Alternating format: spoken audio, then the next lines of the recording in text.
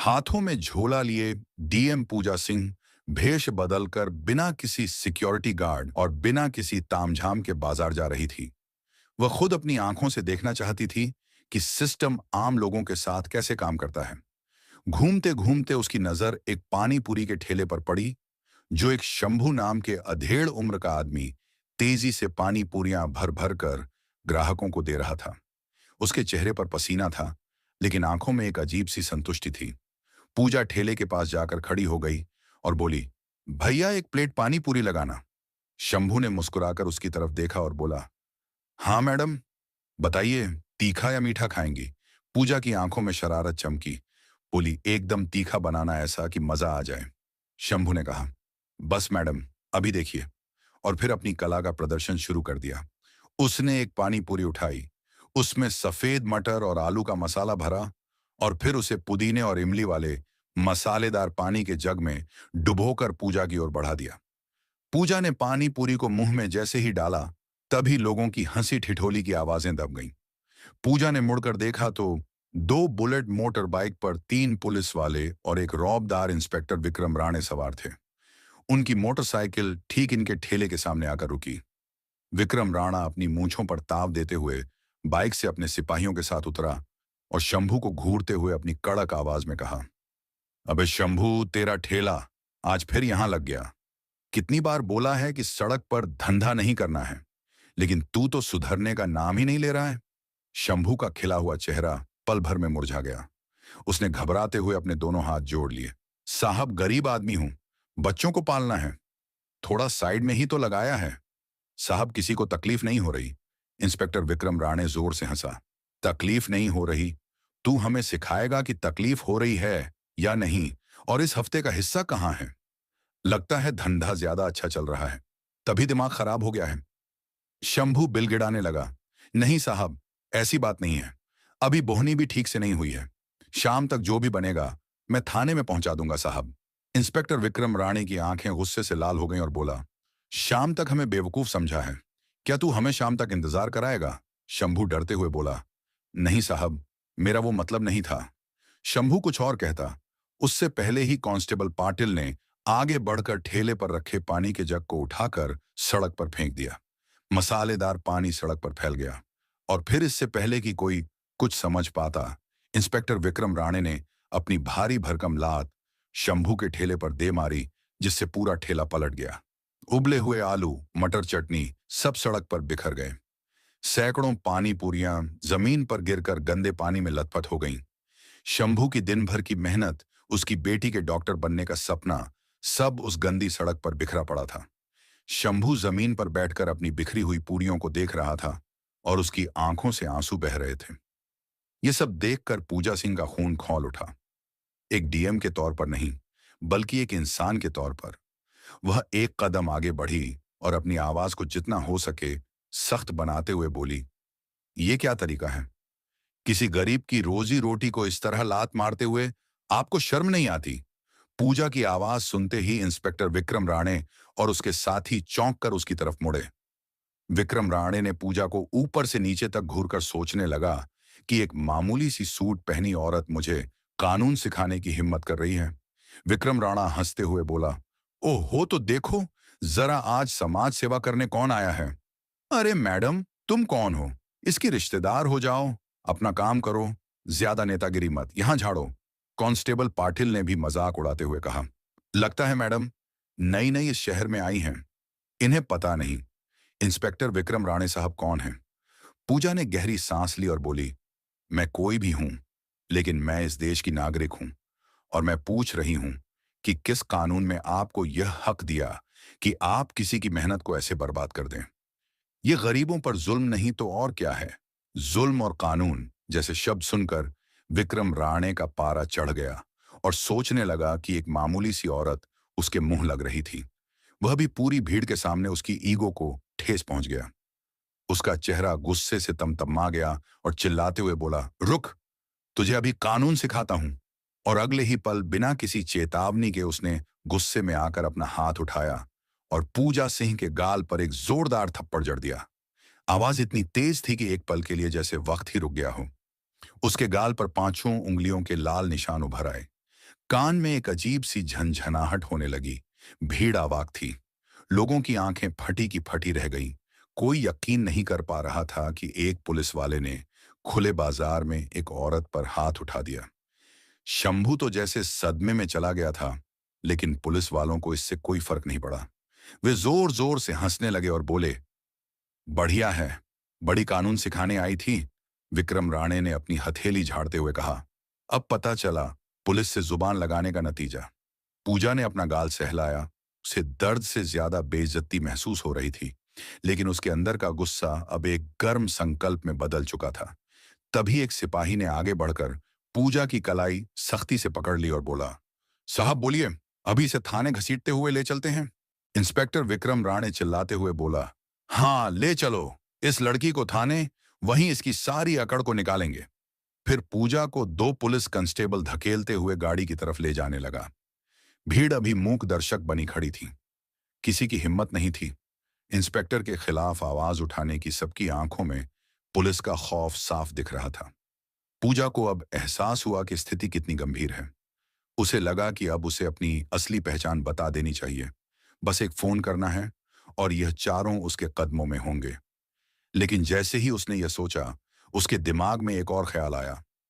अगर मैंने अभी बता दिया कि मैं डीएम हूं, तो ये सब डर के मारे मेरे आगे पीछे घूमने लगेंगे, मुझे सलाम करेंगे, माफी मांगेंगे।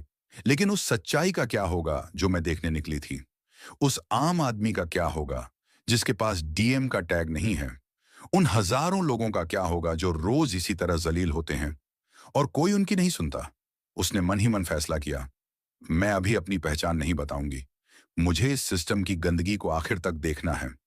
मुझे जानना है कि ये लोग एक आम बेसहारा औरत के साथ किस हद तक गिर सकते हैं। ये नाटक अभी और चलेगा। उसने कोई विरोध नहीं किया। पुलिस वालों ने उसे जबरदस्ती घसीटते हुए गाड़ी पर बिठाया और गाड़ी स्टार्ट हुई, पुलिस स्टेशन की तरफ बढ़ गई। पूजा खामोशी से बैठी रही। उसका चेहरा शांत था, लेकिन उसकी आंखों में एक तूफान पल रहा था।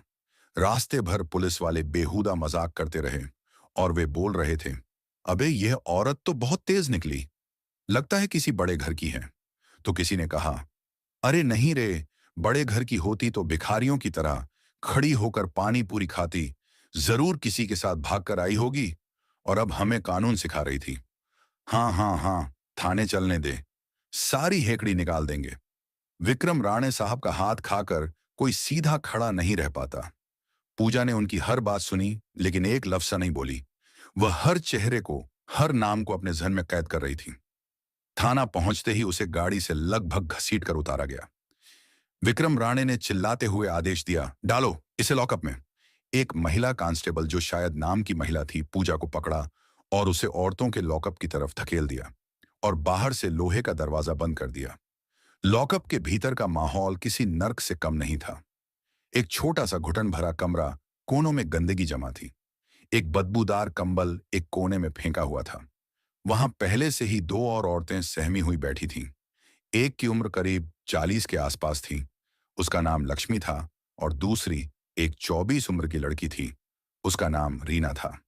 पूजा को देखकर लक्ष्मी ने सहमी हुई आवाज में पूछा, बहन तुझे क्यों पकड़ा? क्या किया तूने? पूजा ने एक गहरी सांस ली। उसके गाल पर अभी जलन हो रही थी। उसने हल्की मुस्कान के साथ जवाब दिया, मैं एक गरीब की मदद करने की गलती कर दी। लक्ष्मी ने एक ठंडी आह भरी, गरीब, हम गरीबों के लिए इस देश में कोई जगह नहीं है बहन। यहाँ कानून सिर्फ अमीरों के लिए है। देख लेना, अगर तेरे पास पैसे नहीं हैं या कोई बड़ी जान पहचान नहीं है, तो यह तुझे बहुत सताएंगे। रीना, जो अब तक चुप थी, रोते हुए बोली, दीदी ये लोग बहुत बुरे हैं। मैंने बस अपनी पसंद के लड़के से शादी करने की सोची थी। मेरे घर वालों ने ही मुझे पुलिस से पकड़वा दिया। ये लोग मुझे सुबह से पीट रहे हैं, कह रहे हैं कि कबूल कर कि तूने चोरी की है। पूजा का दिल दहल गया। ये थी जमीनी हकीकत, ये था वह सिस्टम जिसकी वह मुखिया थी। कुछ देर बाद इंस्पेक्टर विक्रम राणे खुद लॉकअप के पास आया। वह पान चबा रहा था। उसने लॉकअप की सलाखों से पूजा को घूरते हुए कहा, तो मैडम, समाज सुधारक कैसा लगा हमारा सरकारी मेहमान खाना? पूजा ने बिना डरे उसकी आंखों में आंखें डालकर कहा, इंस्पेक्टर तुमने अच्छा नहीं किया। तुमने अपनी वर्दी का अपमान किया है। विक्रम राणे जोर से थूका, वर्दी का पाठ मुझे मत पढ़ा। चुपचाप इस कागज पर साइन कर दें। इसमें लिखा है कि तूने सरकारी काम में बाधा डाली और नशे में धुत होकर हंगामा किया। साइन कर और दफा हो जाए यहां से। पूजा ने कागज की तरफ देखा और बोली, मैं किसी झूठे कागज पर साइन नहीं करूंगी। मैंने कोई गलती नहीं की है। विक्रम राणे हंसा और बोला, नहीं करेगी तब ठीक है, यहीं सर मच्छर काटेंगे, तब अक्ल ठिकाने आएगी। फिर उसने गंदी मुस्कान दी और बोला, दूसरा तरीका भी है हमारे पास। पूजा समझ गई कि उसका इशारा किस तरफ है। उसे घिन आ रही थी। पूजा ने कहा, जो करना है कर लो, मैं साइन नहीं करूंगी। ठीक है। उसके बाद विक्रम राणे ने गुस्सा हो गया और बोला, पाटिल इसे अंदर ले जाओ और इसे अच्छे से समझाओ कि पुलिस की बात ना मानने का अंजाम क्या होता है। पूजा का दिल एक पल के लिए जोर से धड़का। दो सिपाही लॉकअप के अंदर आए। चल बाहर निकल। पूजा अपनी जगह से नहीं हिली। वह बोली, मैंने कहा ना मैं बेकसूर हूं। अचानक एक सिपाही ने आगे बढ़कर पूजा के बालों को जोर से पकड़कर खींचा। अबे सुनती नहीं है क्या, साहब बुला रहे हैं। दर्द की एक तेज लहर पूजा के सिर से होती हुई पूरे बदन में दौड़ गई। उसका सिर पीछे की ओर झुक गया। छोड़ो मुझे, ये तुम गलत कर रहे हो, वो चिल्लाई। सिपाही ठहाका लगाकर बोला, बड़ी आई न्याय की देवी, यहां हमारा कानून चलता है, समझे। उन्होंने पूजा को जबरदस्ती घसीटते हुए लॉकअप से बाहर निकाला और एक छोटे अंधेरे कमरे में ले जाकर जमीन पर धक्का दे दिया। पूजा जमीन पर गिर पड़ी। उसकी सूट का पल्लू खुल गया था। इंस्पेक्टर विक्रम राणे भी उस कमरे में आया। उसके हाथ में एक लकड़ी की मोटी छड़ी डंडा थी। अब बता, उसने डंडे को अपनी हथेली पर मारते हुए कहा, साइन करती है या यह डंडा तेरी सारी समाज सेवा निकाल दे। पूजा ने सिर उठाकर उसकी आंखों में देखा। उसका खून खौल रहा था। यह बर्बरता की हद थी। पूजा ने अपनी आवाज में जितनी ताकत थी उतनी बटोर कर कहा, मारो मुझे, लेकिन याद रखना, हर एक चोट का हिसाब देना होगा तुम्हें। विक्रम राणे हंसा। हाँ हाँ हाँ, कौन लेगा हमसे हिसाब? तू एक सड़क छाप औरत लेगी। अब देख तुझे दिखाता हूं कि तू कितनी नेतागिरी करती है। इतना कहा और अपना डंडा हवा में उठाया। पूजा ने आंखें बंद कर लीं। उसे लगा कि अब अपनी पहचान बता देने का वक्त आ गया है। लेकिन तभी बाहर से किसी के तेज कदमों की आहट आई। दरवाजा जोर से खुला। एक दूसरा पुलिस अफसर एसीपी रैंक का अंदर आया और बोला, यहां क्या हो रहा है? विक्रम राणे, ये औरत कौन है और ये शोर कैसा? विक्रम राणे हड़बड़ा गया। उसने डंडा झट से पीछे छुपा लिया। सर, ये औरत बहुत बदतमीज है। सड़क पर हंगामा कर रही थी, सरकारी काम में बाधा भी डाल रही थी। एसीपी ने संदेह भरी नजरों से विक्रम राणे को घूरा। तो तुम इस पर बल प्रयोग कर रहे हो? एक औरत पर? विक्रम राणे घबरा गया। नहीं सर, वह ये बहुत चालाक है। सर मान ही नहीं रही थी। पूजा ने एसीपी की आंखों में सीधे देखा और बोला, ऑफिसर, अगर आपको कानून की जरा भी समझ है तो आप जानते होंगे कि बिना किसी महिला कांस्टेबल की मौजूदगी के रात में एक महिला को इस तरह प्रताड़ित करना गैरकानूनी है। एसीपी कुछ पल चुप रहा। उसे लगा कि यह औरत आम नहीं है। इसके बात करने का तरीका, इसकी आंखों में डर की जगह गुस्सा कुछ तो अलग था। उसने इंस्पेक्टर विक्रम राणे को घूरते हुए पूछा, बिना सबूत के इसे बंद क्यों किया है? इंस्पेक्टर विक्रम राणे झिझकते हुए बोला, सर वो गवाह हैं। एसीपी ने गहरी सांस ली। वो शायद और पचड़े में नहीं पड़ना चाहता था। उसने पूजा की ओर देखा और कहा, ठीक है, इसे वापस लॉकअप में डालो। सुबह मजिस्ट्रेट के सामने पेश कर देना और राणे कोई तमाशा नहीं होना चाहिए। इंस्पेक्टर विक्रम राणे ने नाखुशी से सिर हिलाया। पूजा को वापस लॉकअप में डाल दिया गया। वह बच गई थी कम से कम अभी के लिए, लेकिन उसका संकल्प और मजबूत हो गया था। आधी रात को उसे खाने के नाम पर 2 बासी रोटियां और पानी जैसी दाल दी गई जिसे शायद कोई जानवर भी न खाता, और उसे एक बदबूदार गंदा कंबल दिया गया। पूरी रात मच्छर उसे काटते रहे। लक्ष्मी और रीना के सिसकने की आवाजें आती रहीं। पूजा सो नहीं पाई। वह बस सोचती रही। यह रात उसके लिए एक सबक थी। यह रात उसे बता रही थी कि उसका काम कितना मुश्किल है। यह रात उसके डीएम होने का असली इम्तिहान ले रही थी। अगली सुबह जब सूरज की हल्की किरणें लॉकअप की छोटी सी खिड़की से अंदर आईं, तो पूजा के बदन में सख्त जमीन पर सोने से अकड़न हो चुकी थी। गाल पर थप्पड़ का निशान अब नीला पड़ गया था। तभी इंस्पेक्टर विक्रम राणे फिर से आया। उसके चेहरे पर वही घमंड था और उसने घमंड से कहा, अबे आज तेरी किस्मत अच्छी है। चल तेरी जमानत हो गई। पूजा चौंक गई। जमानत? मेरी जमानत किसने कराई इंस्पेक्टर? विक्रम राणे हंसा। कोई पत्रकार है कल रात का तमाशा किसी ने उसे बता दिया होगा। तेरे जैसे लोगों को बचाने के लिए कोई ना कोई मूर्ख आ ही जाता है। चल निकल यहां से। पूजा को लॉकअप से बाहर निकाला गया। बाहर पुलिस स्टेशन के वेटिंग एरिया में एक नौजवान लड़की कैमरा लिए खड़ी थी। वह शायद कोई लोकल न्यूज चैनल की रिपोर्टर थी। उसका नाम मीरा था। मीरा ने शायद शंभू से या भीड़ में से किसी से खबर पाली थी। मीरा ने पूजा को देखते ही अपना कैमरा ऑन कर दिया। मैडम, आप पर क्या आरोप लगाया गया है? इससे पहले कि मीरा अपना सवाल पूरा करती, कांस्टेबल पाटिल ने उसे धकेल दिया। एक कैमरा बंद कर, चल भाग यहां से। ये पुलिस स्टेशन है, कोई न्यूज रूम नहीं। इंस्पेक्टर विक्रम राणे भी बाहर आ गया और बोला, चल बे औरत, निकल यहां से, जमानत मिल गई ना, अब ज्यादा तमाशा मत कर। पूजा वहीं खड़ी रही। उसकी नजरें थाने में इधर उधर घूम रही थीं। थोड़ी दूर पर वही बूढ़ी महिला रोती हुई गिड़गिड़ा रही थी, साहब मेरे बेटे को छोड़ दो, वह बेकसूर है। लेकिन वहां बैठा दरोगा उसे धमका रहा था, भाग यहां से बुढ़िया, वरना तुझे भी पोते के साथ अंदर डाल दूंगा। यह देखकर पूजा का सब्र का बांध टूट गया। बस बहुत हो गया। इंस्पेक्टर विक्रम राणे ने पूजा को घूरते हुए कहा, खड़ी क्यों है, दफा हो जा। पूजा ने गहरी सांस ली। वह धीरे से इंस्पेक्टर विक्रम राणे की तरफ मुड़ी। उसकी आवाज ठंडी शांत, लेकिन किसी तेल की तरह सख्त थी। इंस्पेक्टर विक्रम राणे, जो उसे दफा हो जा कहने वाला था, एक पल के लिए चिटक गया। इसे मेरा पूरा नाम कैसे पता? पूजा ने अपनी नजरें कांस्टेबल पाटिल पर गड़ाई। कांस्टेबल अशोक पाटिल। फिर उसने बाकी दो सिपाहियों को देखा, कांस्टेबल मोरे और कांस्टेबल शिंदे। अब चारों के चेहरे पर हवाइयां उड़ने लगी थीं। पत्रकार मीरा भी हैरान थी। यह सब क्या हो रहा है? तभी पूजा ने अपने सूट में से एक छोटा सा साधारण सा मोबाइल फोन निकाला। यह उसका पर्सनल अनऑफिशियल फोन था। पुलिस वालों के चेहरे पीले पड़ गए। उन्हें लगा कि यह किसी को फोन करके बुला रही है। इंस्पेक्टर विक्रम राणे चिल्लाया, अबे फोन छीन ले इसका। कांस्टेबल पाटिल जैसे ही आगे बढ़ा, पूजा ने अपनी उंगली उठाकर उसे रोक दिया। उसकी आवाज में अब वो अधिकार था जो एक आम औरत में नहीं हो सकता। वह बोली, अपनी जगह पर खड़े रहो। कांस्टेबल पाटिल के कदम वहीं जम गए। पूजा ने एक नंबर डायल किया। फोन स्पीकर पर था। घंटी बजी, वह कमिश्नर ऑफिस के फोन लगा रही थी। इंस्पेक्टर विक्रम राणे और पाटिल की आंखें फटी रह गईं। पूजा ने शांत आवाज में कहा, कमिश्नर साहब से बात कराएं। कहिए, पूजा सिंह लाइन पर हैं। रिसेप्शनिस्ट की आवाज घबराई हुई, आई जी। Madam, 1 minute. कुछ ही सेकंड में फोन पर एक भारी आवाज आई, पूजा जी, आप सब ठीक है? आपने इस नंबर पर फोन किया? पूजा की नजरें अभी विक्रम राणे पर टिकी थीं, जो पसीने से तरबतर हो रहा था और कांप रहा था। पूजा ने कहा, नहीं सर, सब ठीक नहीं है। मैं इस वक्त कोथरूड पुलिस स्टेशन में हूं। मैं यहाँ की मेहमान थी, रात भर आपके लॉकअप में गुजारी है। फोन के दूसरी तरफ सन्नाटा छा गया। कमिश्नर को लगा कि उन्होंने गलत सुना है। क्या आप लॉकअप में थीं? मजाक कर रही हैं मैडम आप? तभी पूजा ने कहा, इंस्पेक्टर विक्रम से पूछ लीजिए सर, उन्होंने कल रात मुझ पर हाथ भी उठाया था। बाकायदा हथकड़ी लगाकर मुझे यहां लाया गया। मैं चाहूंगी कि आप तुरंत अपनी इंटरनल अफेयर्स की टीम के साथ यहां पहुंचें।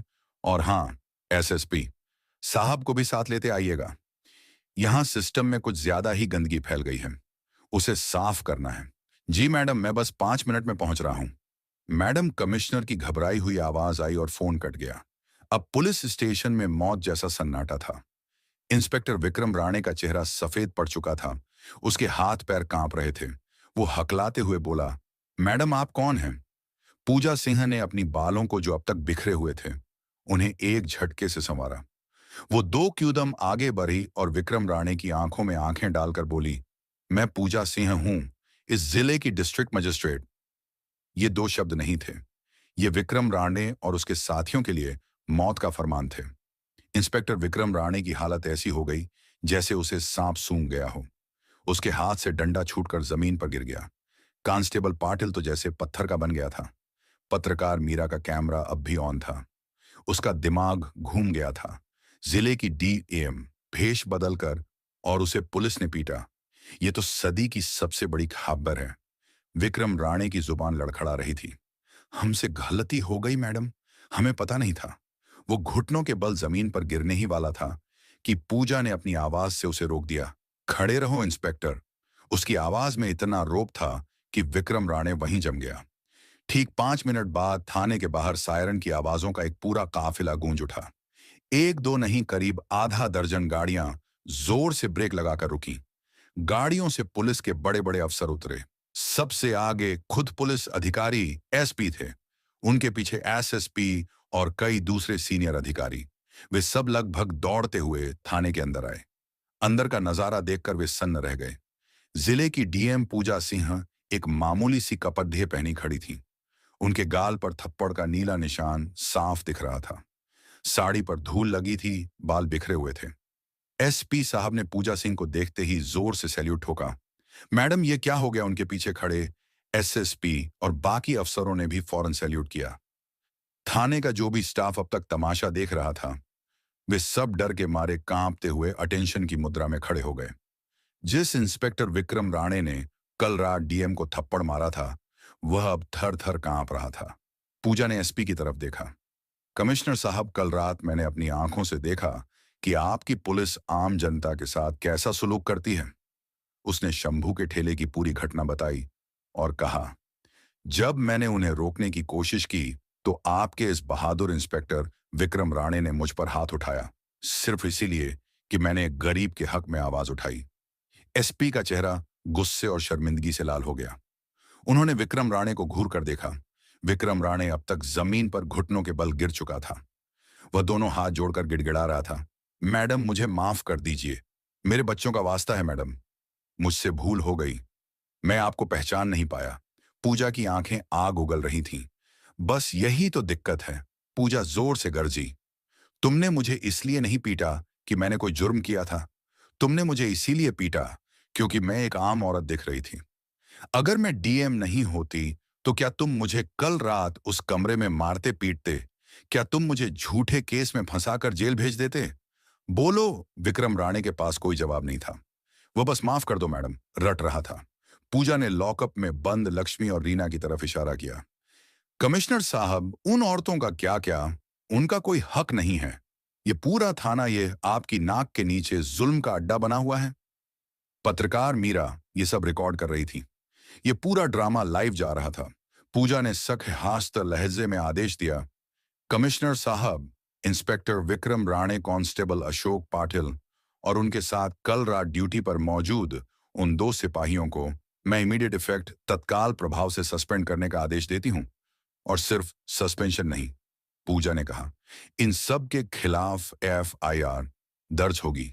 मुझ पर हाथ उठाने के लिए, सरकारी काम में बाधा डालने के लिए, जो असल में मैं नहीं, ये डाल रहे थे। एक महिला को रात भर गैरकानूनी तौर पर हिरासत में रखने, धमकाने और जबरदस्ती करने की कोशिश करने के लिए। और हाँ, शंभू चाट वाले को जो नुकसान हुआ है उसकी भरपाई भी इन्हीं की तनख्वाह से की जाएगी। विक्रम राणे अब जमीन पर लौटकर रोने लगा था। मैडम, मैं बर्बाद हो जाऊंगा। मेरी मां बीमार है। मेरी बीवी का क्या होगा? पूजा ने ठंडे स्वर में कहा, जब तुमने उस गरीब शंभू के ठेले को लात मारी थी, तब क्या तुम्हें उसकी बीमार मां या उसके भूखे बच्चों का ख्याल आया था? जब तुमने मेरे गाल पर थप्पड़ मारा, तब क्या तुम्हें अपनी बीवी की इज्जत याद आई थी? पूरे पुलिस स्टेशन में गहरा सन्नाटा छा गया। आज पहली बार कानून ने अपनी असली ताकत दिखाई थी। पूजा सिंह ने एसपी को निर्देश दिया, सबसे पहले लक्ष्मी और रीना दोनों को तुरंत रिहा किया जाए और उनके केस की फाइल मेरे ऑफिस भिजवाई जाए। मैं खुद देखूंगी कि उन्हें इंसाफ मिले। इसके बाद पूजा थाने से बाहर आई। बाहर अब तक मीडिया की कई और गाड़ियां और आम लोगों की भारी भीड़ जमा हो चुकी थी। शंभू भी वहां खड़ा था, अपनी आंखों में आंसू लिए। पूजा सीधा शंभू के पास गई।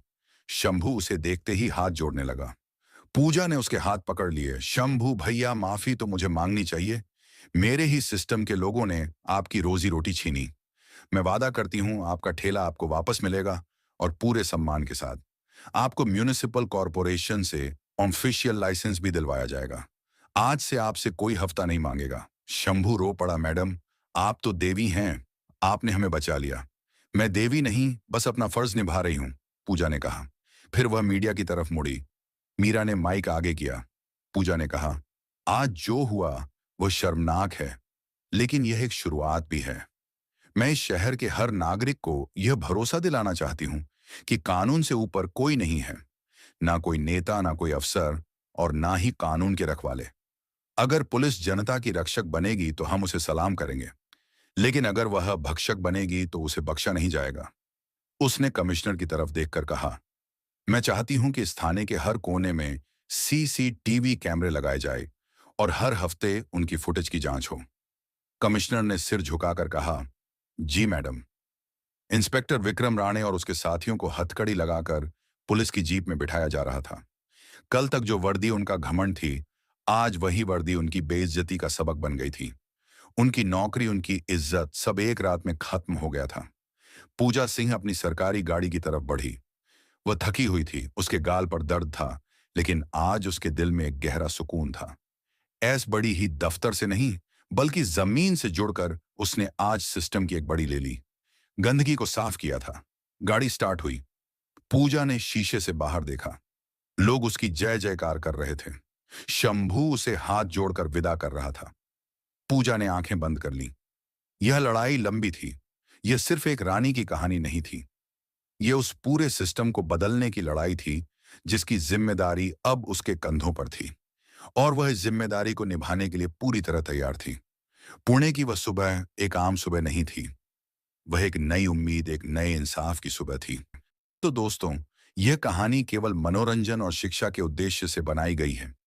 इसमें दिखाए गए सभी पात्र, घटनाएं और संवाद काल्पनिक हैं। किसी भी वास्तविक व्यक्ति, संस्था या घटना से इनका कोई संबंध नहीं है। कृपया इसे केवल कहानी के रूप में देखें और इसका आनंद लें। हम किसी की भावनाओं को ठेस पहुंचाना नहीं चाहते। अगर आपको यह कहानी पसंद आई हो, तो इसे लाइक करें और ज्यादा से ज्यादा लोगों तक शेयर करें। कमेंट करके बताएं कौन सा कदम सबसे अच्छा लगा, और हमारे चैनल को सब्सक्राइब करना न भूलें, क्योंकि हम आपके लिए ऐसे ही प्रेरणादायक कहानियां लाते रहेंगे। धन्यवाद।